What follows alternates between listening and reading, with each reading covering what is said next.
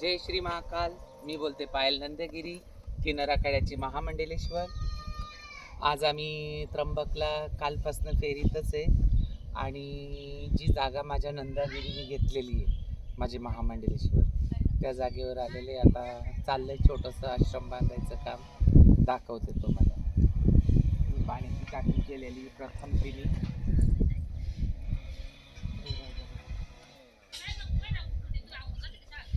आणि हा परिसर 3 एकरचा घाट आहे. या इकडं दाखवते, हे दाखव.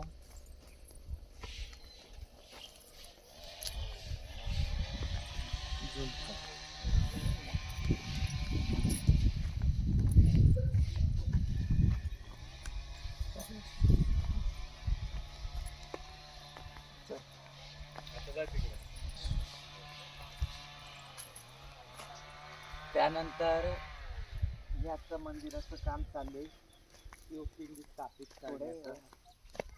चली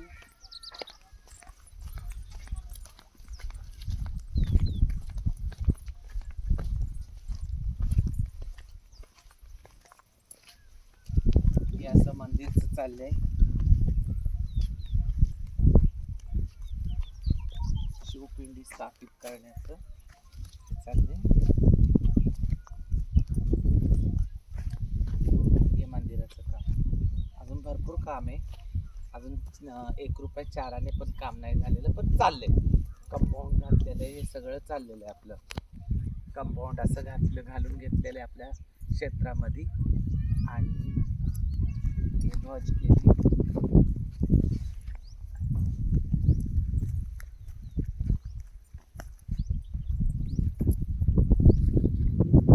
त्यानंतर हा गाईचा गोठा केलेला आहे आणि खूप सुंदरचं हे औदुंबराचं झाड. तिथे एक शिवपिंड आणि ना इथं दोन्ही लावणार आहे यज्ञशाला इथे, आणि त्याच्या तिकडे त्या बाजूला गोशाला टाकणार आहे. या दाखव.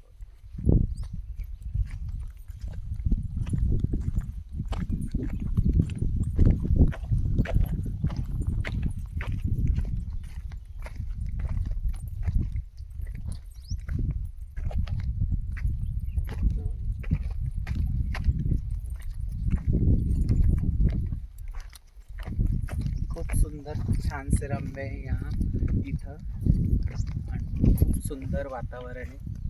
बघताय तुम्ही हे सगळं.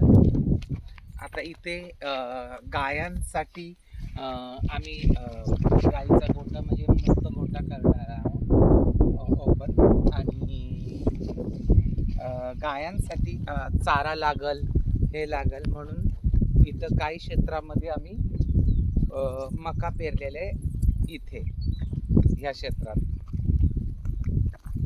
दाखवते अजून पुढे. तो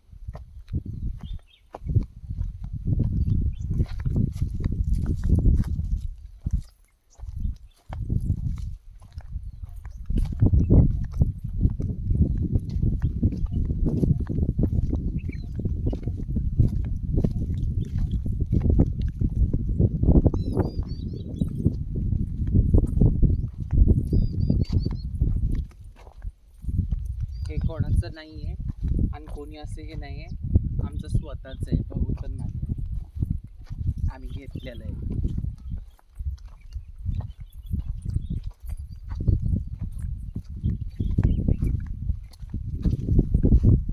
आणि इथं घास लावलेला आहे, जो गुरांसाठी इंग्लिश घास बोलतात ना, तो लावलेला आहे इथे.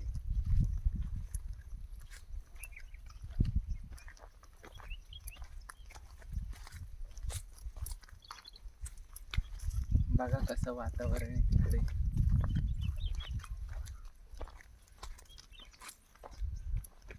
खूप सुंदर. जी माझी हाऊस होती आणि जी माझी संकल्पना होती पहिल्यापासनं, की मी एक छोटासा आश्रम करणार, छोटंसं हे करणार, आणि मग ते आश्रम तर झाला. आता इथून मंदिरांची स्थापना करणार आहे.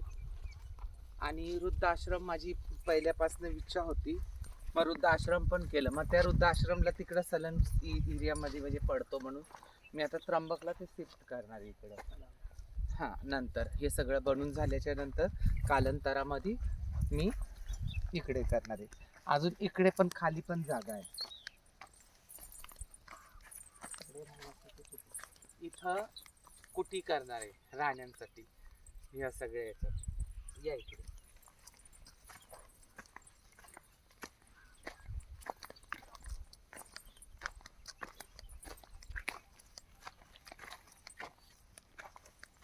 इकडे जागा.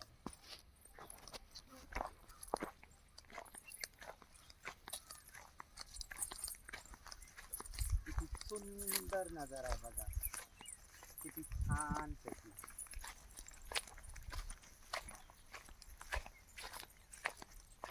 आणि तिकडे पाण्याचं धरण आहे. ये इकडे दाखव.